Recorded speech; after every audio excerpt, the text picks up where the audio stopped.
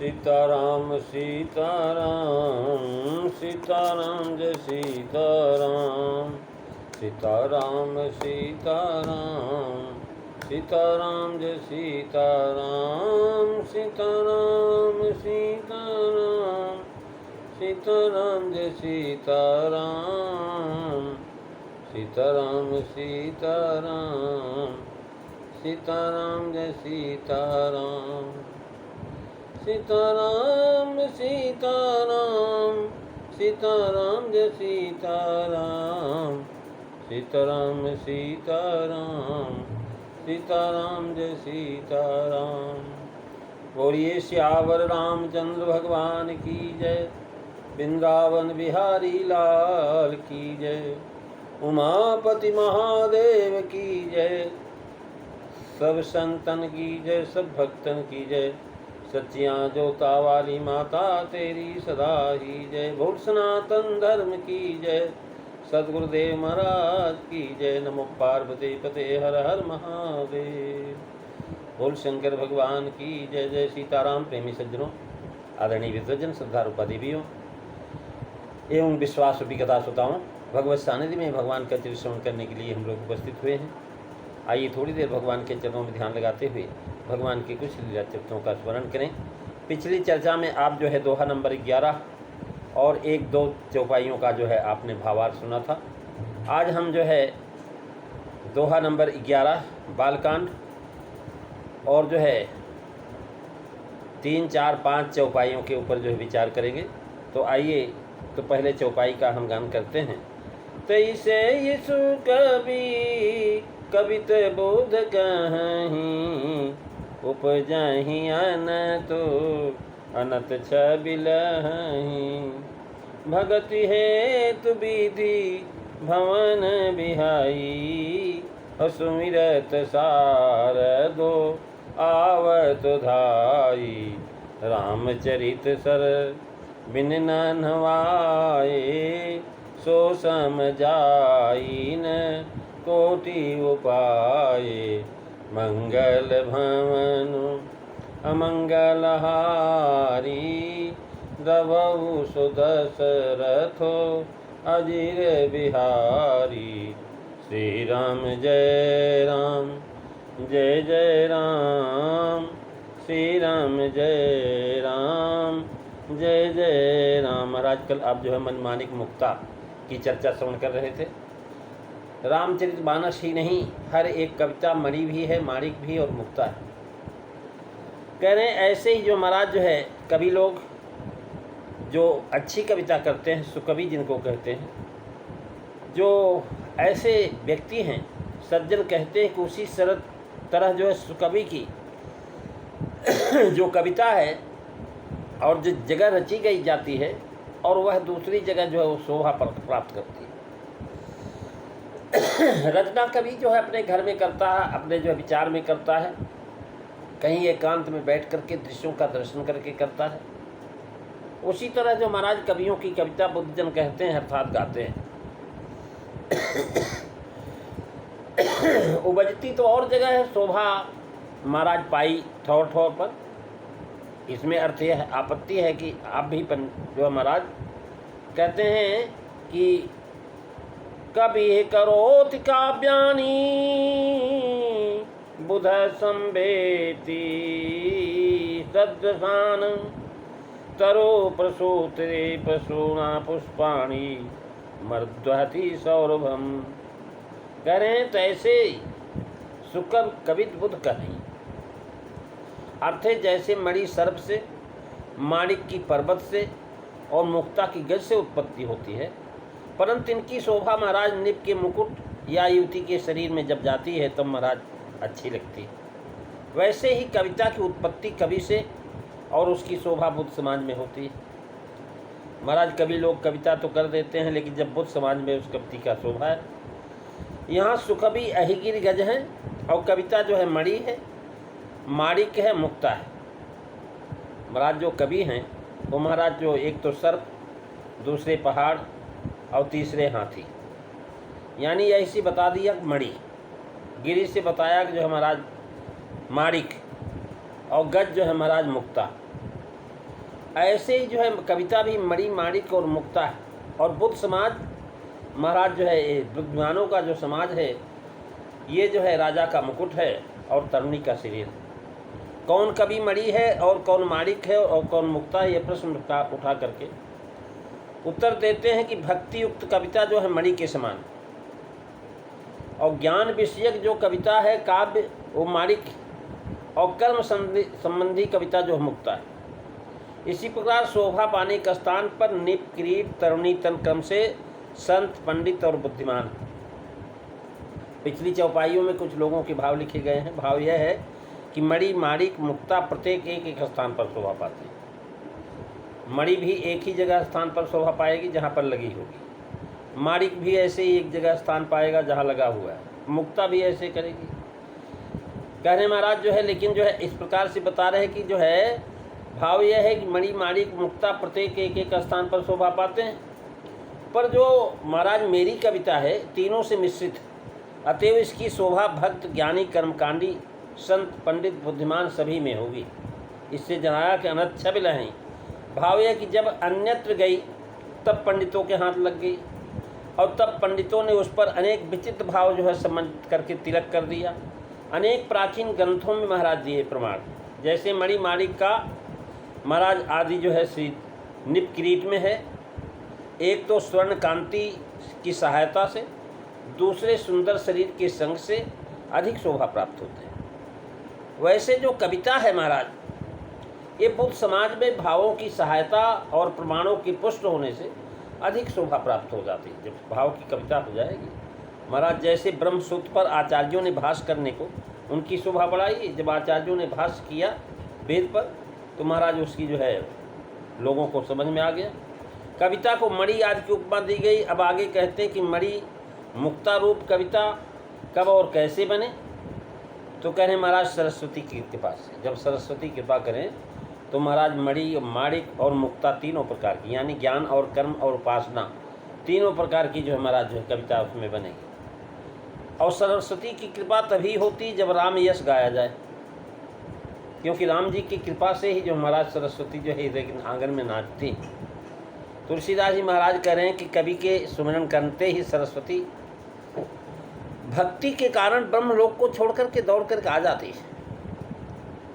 और जो महाराज राम जो है जब आ जाती हैं तो रामचरित में उनको स्नान कराना जरूरी। कहते हैं कि भगति है तू विधि भवन बिहाई, और सुमिरत शारदो आवत धाई, रामचरित सरो बिनयन नवाए, और जाई न श्रम कोटि उपाये, सुश्रम जाई न कोटि उपाये।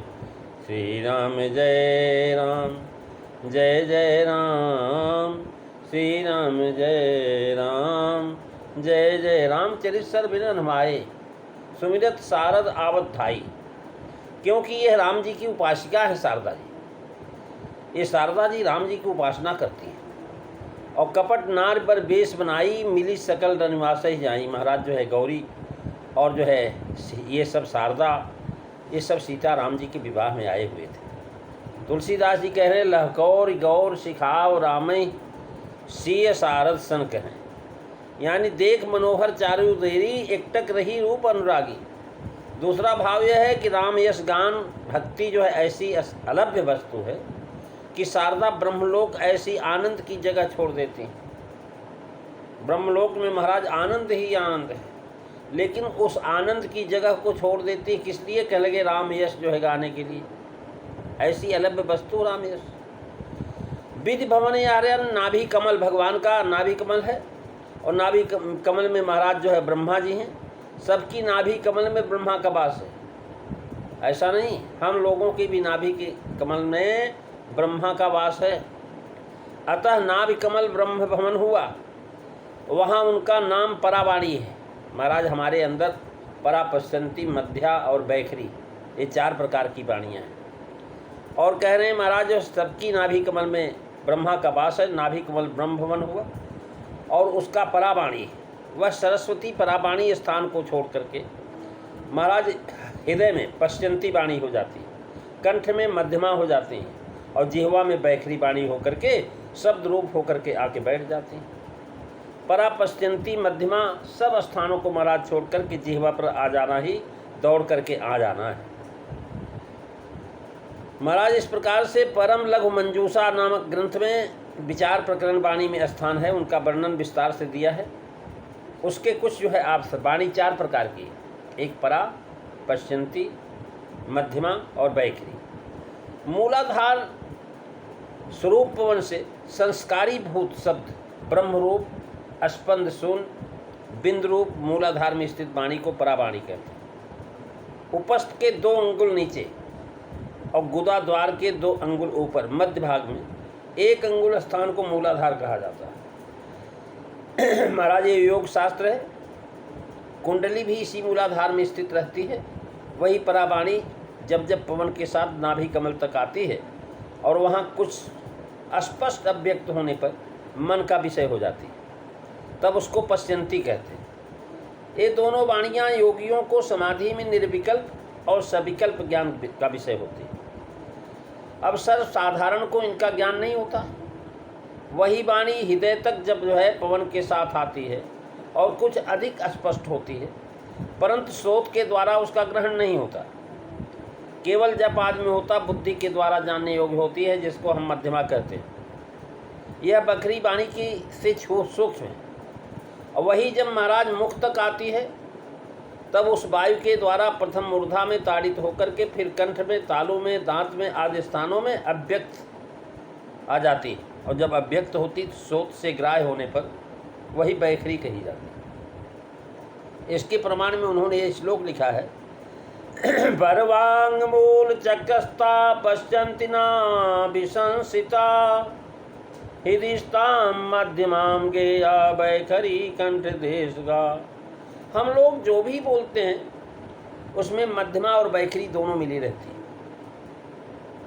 और कान ढकने पर जो ध्वनि सुनने में आती वही मध्यमा वाणी है। यानी इस प्रमाण के अनुसार वाणी के स्थानों में मतभेद दिखाई पड़ता है। बड़े बड़े भारी विद्वान भी सिद्धांत महात्मा संभव है कि उन्होंने कहीं वैसा प्रमाण पाया। विधि पहले श्रेष्ठ में विधि ऐसे पति, विधि ऐसा लोक और विधि ऐसे भवन को महाराज सरस्वती जो है त्याग दे, ऐसे वाणी जो है। और यहाँ तक कि ब्रह्मा को छोड़ करके पातिव्रत का त्याग कर देती हैं, मंदगम विधान को त्याग देती हैं, राम यश गान करने वाले के पास दौड़ करके आते हैं, ये राम यश ही गाना चाहिए, ये सब भाव इसमें है। कह रहे हैं सुमिरत सारद आवत थाई। इससे जान पड़ता है कि मंगलाचरण करते ही यह समझ करके दौड़ पड़ती हैं कि ये जो है मुझसे श्री राम यश गान कराने के लिए मेरा स्मरण इसने किया है। इससे प्राकृत मनुष्य का गुणगान करना है जान कर के पीछे पछताना कहते हैं। महाराज आई तो भक्ति के लिए, लेकिन लोग जो है राजाओं की प्रशंसा, पुरुष की प्रशंसा, स्त्री की प्रशंसा जब करने लगते हैं तो महाराज प्राकृतिक मनुष्य का गुणगान हो गया। प्राकृत मनुष्य का गुणगान एक जब करना है जान करके पीछे पछताते हैं। महाराज इस प्रकार से कहते हैं राम भक्ति भूषित काव्य जो है बनाने के लिए पार्वती जो सरस्वती हैं, राम जो है के द्वारा जो है गुणगान करना, राम का चरित्र गाना, राम की लीला गाना, यही जो है सुनना चाहती हैं। और पीछे जब महाराज नहीं होता तो पछताती हैं, क्योंकि राम भक्ति विभूषित काव्य बनाने के लिए तुलसीदास जी महाराज कह रहे हैं, हरि भक्त जो कोई विद्या पढ़े नहीं होते, महाराज स्कूल गए नहीं, लेकिन भगवान के भक्त हैं। और महाराज भजन के प्रताप से पद के पद कह डालते हैं। आप आश्चर्य करेंगे, कबीरदास जी स्कूल गए नहीं, बिना स्कूल गए महाराज ऐसे ऐसे पद सुना दिए। वाल्मीकि जी के मुख से आप श्लोक पहले निकला। गायत्री मंत्र के एक एक अक्षरों से 1,000 श्लोक बना करके महर्षि वाल्मीकि ने जो 24,000 श्लोकों की गायत्री जो है रामचरित वर्णन किया, जो महर्षि वाल्मीकि कृत रामायण मानी जाती है। ये केवल अनुभव से हुआ, अनुभव से स्वतः उद्गार द्वारा कविता रचना, यही वाणी का जो है दौड़ के आना है। अब श्रम के दूर करने का महाराज जो दौड़ के आएगा थकेगा, और जब थक जाता तो उसके जो थकान को मिटाने के लिए क्या चाहिए? करें स्नान चाहिए। महाराज हाथ पैर धोना, मुँह धोना, स्नान करना, ये जो महाराज जो है आपके श्रम को दूर करने, कोई आदमी कितना भी थका मांदा होगा, लेकिन जब आएगा हाथ पैर धो लेगा, मुँह धो लेगा, तो उसके बाद जो है महाराज उसको थोड़ी थकान मिट जाएगी। स्नान करने से पूरा थकान मिट जाती है। अब बताते हैं स्नान कराना का, कोई दूर से थका आवे उसके चरण जल से धोने से थकावट साधारण ही दूर हो जाती है, इसलिए स्नान कराना कहा। रामचरित जो महाराज ये सर है, ये कह रहे हैं यही सर आम तो अति कठिनाई, और राम कृपा बिनु आई न जाई। मंगल भवनु अमंगल हरि, द्रवहु सुदशरथ अजीर बिहारी। श्री राम जय राम, जय जय राम, श्री राम जय राम, जय जय राम। महाराज रामचरित जो सर है, काकभुसुंडी जी ने कहा प्रथम यति अनुराग भवानी, रामचरित सर कहेस बखानी। रामचरित सर है, तालाब है। महाराज जो है इस प्रकार से सीताराम सुयस सुधा सलिल में स्नान कराना। सरस्वती जी से सीताराम सुयस अपनी जिह्वा द्वारा कहलाना। ब्रह्म भवन को छोड़ करके कवि की जिह्वा पर आने में जो श्रम हुआ था, अब वह श्री राम गुणगान से मिट जाता है, अन्यथा दूसरा कोई उपाय नहीं। मिलान करें कि महाराज प्रसन्न राघव नाटक में लिखा हुआ है, जगति जगती छगच्छन्त्या पितामह विष्टयान्मयी पयो देव्याः वाचयमा समाजयत अत्कट बसो मुंचे देनम न ते दत्त रघुपति गुण ग्राम श्राद्धा सुधामय। प्रसन्न राघव में अर्थात ब्रह्मलोक से पृथ्वी पर वेग पूर्वक आने से इस बड़े मार्ग में जो सरस्वती को मेहनत लगती, श्रम हो जाता, थकान होती है, वह राम जी के गुणगान के प्रेम पूर्वक कहने से महाराज अमृत कुंड में बिना स्नान किए जो कैसे छोड़ सकता है। इसलिए तुलसीदास जी महाराज इसलिए शारदा जी के लिए कहते हैं कि उनका जो है थकान तभी मिटती है जब राम सुयस गाया जाता है। तो प्रेमी सज्जनों, आज हम इसी पर जो है अपने वाणी को विराम देते हैं। कल की कथा में हम जो है दोहा नंबर 11 से लेकर 11 की 6वीं 7वीं 8वीं 9वीं ये 4 चौपाइयों पर विचार करेंगे कल की कथा में। आइए 2 बार भगवान का नाम, अगली चर्चा अगले दिन। सीताराम सीताराम सीताराम जय सीताराम, सीताराम सीताराम सीताराम जय सीताराम, सीताराम सीताराम सीताराम जय सीताराम, सीताराम सीताराम सीताराम जय सीताराम, सीताराम सीताराम सीताराम जय सीताराम। बोलिए सियावर रामचंद्र भगवान की जय। धर्म की जय हो, अधर्म का नाश हो, प्राणियों में सद्भावना हो, विश्व का कल्याण हो, गौ माता की रक्षा हो, भारत माता की जय हो।